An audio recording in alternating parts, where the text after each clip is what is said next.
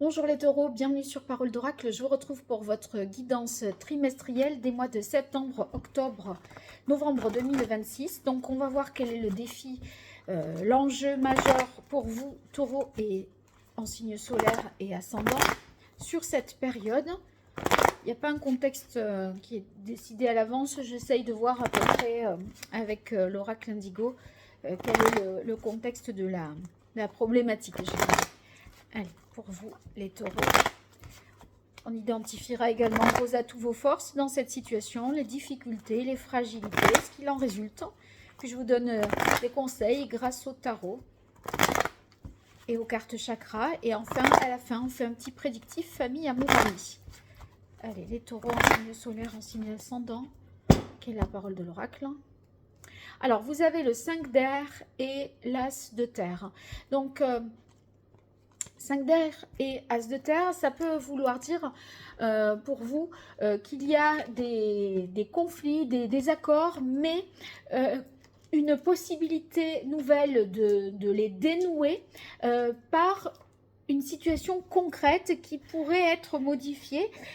Cette situation concrète, ça peut venir d'une main tendue, d'une aide financière ou matérielle qui change la donne et qui permet de repenser la situation sous un autre angle. Donc,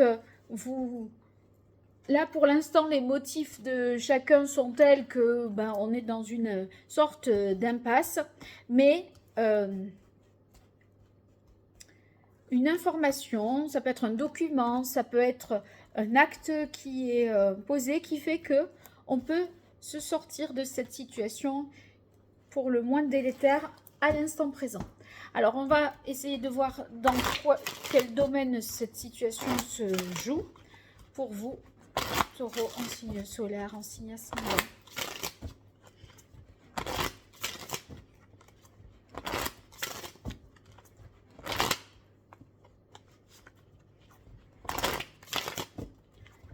Septembre, octobre, novembre 2026, quelle est la parole de l'oracle? Alors, c'est par rapport au domaine professionnel, j'ai clairement la carte du travail, mais si vous voulez, c'est le domaine professionnel, mais ça peut retentir sur la sphère familiale, hein, les difficultés que vous rencontrez, c'est pas à la porte de votre entreprise, de votre bureau que les problèmes s'arrêtent, donc vous les traînez, vous les colportez jusqu'à la maison, donc ça peut avoir une incidence aussi, et ça peut créer des disputes au niveau familial. Mais vous voyez, avec l'as de terre, c'est comme s'il y avait une situation matérielle, financière nouvelle qui permet justement de dépasser les oppositions. Alors, dans vos atouts, vous avez le diable. L'ego, dans ce jeu, ça s'appelle l'ego. Dans la mesure où c'est dans vos atouts, vous trouvez les ressources financières, vous trouvez les moyens de concrétiser ce qui correspond à votre désir et vous n'êtes pas mu par vos peurs, mais par votre goût de la réussite. Donc, on trouve les sources de financement, on trouve les moyens de parvenir à ces fins.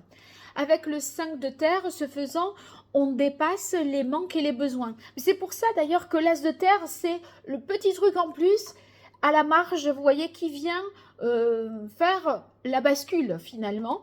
Et ce 5 de terre, on sent que vous dépassez le manque de moyens par une action acharnée pour compenser cela. Le chevalier de terre, vous restez loyal, dévoué pour honorer votre tâche et vous pouvez tout à fait parvenir à accomplir l'engagement qui est le vôtre. On sent qu'avec la quête, ça correspond à un idéal, que vous ne vous désavouez pas, vous restez fidèle à vos valeurs, à quoi vous aspirez. Donc, on reste dans sa bonne direction et on agit avec le samouraï de manière juste, de manière loyale. Il y a comme un engagement moral avec le samouraï. Vous voyez, c'est pas gagner de l'argent pour gagner de l'argent ou réussir pour réussir. C'est tout le sens qu'on y met derrière et il y a un côté très humaniste. Et le Touareg peut dire que les déplacements, les rapports avec l'étranger peuvent être facilités d'ailleurs sur cette période. Et justement, c'est aussi votre atout, c'est le fait que vous vous dites je n'ai pas d'attache, je pourrais m'adapter dans d'autres postes, dans d'autres situations. Donc, si ça ne doit pas marcher, je saurais m'en sortir. Et donc, ça, vous dire que vous n'êtes pas assigné et tenu de rester dans un certain poste, que vous avez d'autres possibilités, eh bien ça vous donne plus de force, même si vous ne l'utilisez pas cette option. Si vous voulez, intérieurement, ça vous fait dire que vous pouvez vous dépasser vraiment. Alors en difficulté, 2 d'air, ça peut parler d'hésitation, de ne pas trop savoir quelle direction, quel chemin prendre. Donc il y a comme une indécision, vous vous sentez un peu face à une impasse et il y a un problème dont vous pouvez nier l'existence. Mais ce qui débloque, en fait, ça peut être les propos de l'un, les arguments d'une certaine personne. Peut-être que vous ne les intégrez pas. Il peut y avoir un blocage vis-à-vis de quelqu'un. Le 2 d'air, ça peut être comme un duel. D'ailleurs, regardez, ce sont 2 licornes ici qui s'affrontent. En difficulté également, l'arcane sans nom, qui peut vouloir dire qu'on a du mal à lâcher quelque chose. Et souvent, avec l'arcane sans nom, ce qu'on a du mal à lâcher, c'est l'ancien système. C'est ce qui peut être à ce stade-là obsolète, dépassé. Donc, ça peut être un fonctionnement, une façon de travailler, mais ça peut être du matériel qui est inefficace, qui manque, voilà. Il y a quelque chose pour lequel il faut être plus innovant et lâcher, en fait. Le 8 de bâton, des communications qui passent mal, hein. Il peut y avoir pas mal de quiproquos ou beaucoup de choses qui arrivent en même temps. Vous avez du mal à hiérarchiser les priorités. Donc, bon, ça vous submerge et ça complique un peu les choses. Vous en perdez votre calme avec la sagesse en difficulté et ça peut créer des conflits avec une personne. Bon, là, c'est un homme, mais vous le transposez. En tout cas, il peut y avoir moins de coopération et moins de visibilité à plus long terme avec la carte de la nuit. Alors, qu'en résulte-t-il? Vous avez le 3 d'air et la vision.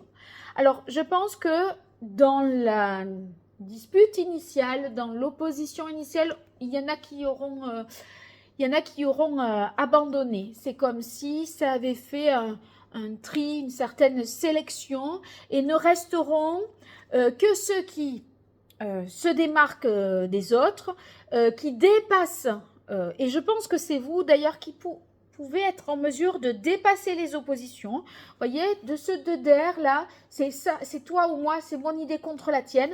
En fait, à la fin, c'est une troisième idée, c'est ni la vôtre ni celle de l'autre, mais c'est une idée complètement différente. Et ça, c'est cette capacité d'innovation qui doit vous faire tilt. C'est l'idée lumineuse, c'est la vision. Vous voyez, c'est la vision du futur. Soyez plus visionnaire. Et ne vous laissez pas là, restez pas dans un conflit d'ego, en face à face avec quelqu'un, c'est moi qui ai raison, non c'est, voilà, moi j'ai dit ça et c'est ça, etc. Enfin, s'en fiche, c'est peut-être ni lui ni vous qui aurez raison, quoi. Alors, quel est le meilleur conseil du tarot pour vous, les taureaux? Bon, là j'ai le diable, et c'était dans vos atouts. Donc, ça vous dit... voilà, allez jusqu'au bout de votre idée, mais si vous voulez avec le fou, et j'en suis contente que ce soit celui-là parce que c'est ce côté visionnaire. C'est ce côté, je ne m'embarrasse pas de frontières et de limites, de carcans, voilà, avancer selon une vision, mais une vision, il faut que vous ayez une vision plus avant-gardiste, et c'est ça qui fera la différence en fait. Alors maintenant... un message de l'oracle d'Hildegarde.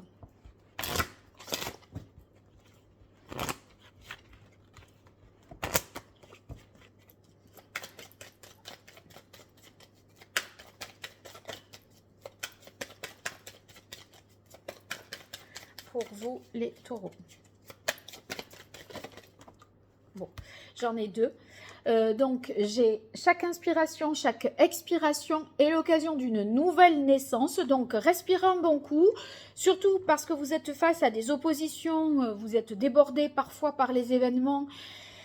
Donc, essayez de garder votre sang-froid et votre calme. Et votre véritable force réside dans l'expression de vos valeurs, quelles que soient les circonstances. Donc, gardez votre cap.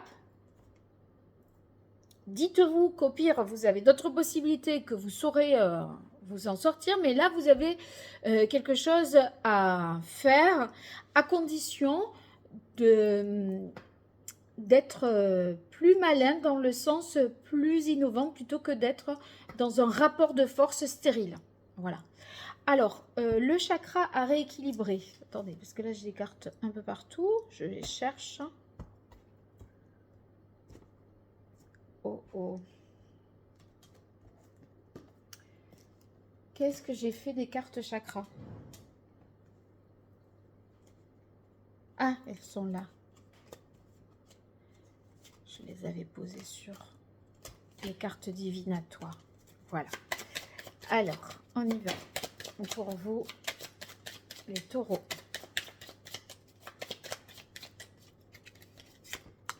Alors, c'est le chakra du troisième œil. Eh bien, très bien, parce que c'est justement la vision du futur, la vision de l'avenir.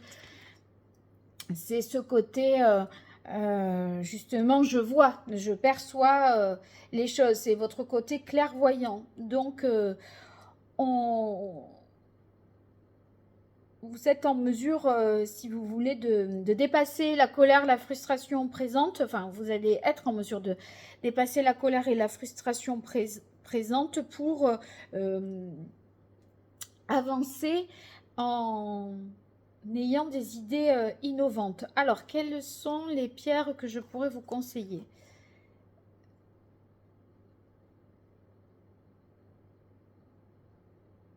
Le saphir. Le saphir et, je dirais, la bénitoïte. Voilà. Alors, maintenant, famille, amour, amis. On commence par famille pour vous les taureaux, c'est sorti. Conscience, justice, donc des décisions, des prises de conscience, des décisions plus justes, plus impartiales. Les choses sont mieux cadrées, organisées de manière plus rationnelle aussi. Alors, amour pour vous les taureaux.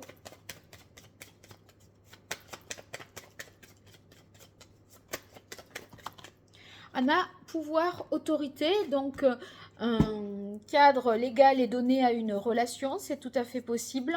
On officialise. Il peut y avoir un projet d'acquisition également. Une installation, une vie commune. Et amis pour vous les taureaux.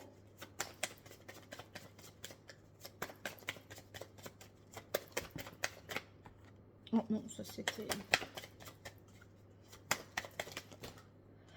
Eh bien, on a la carte amour. Donc, il se peut que pour les célibataires, il y ait une rencontre dans un cercle amical, mais que vous trouviez également, pour d'autres, la paix auprès de vos amis. La paix et la sérénité dont vous avez besoin. Voilà, n'hésitez pas à me faire des retours dans les commentaires. Si vous souhaitez me consulter, www.paroledoracle.fr. Merci de liker, de partager, de vous abonner pour soutenir mon travail et ma chaîne. Et je vous dis à très vite pour de nouveaux tirages. Au revoir.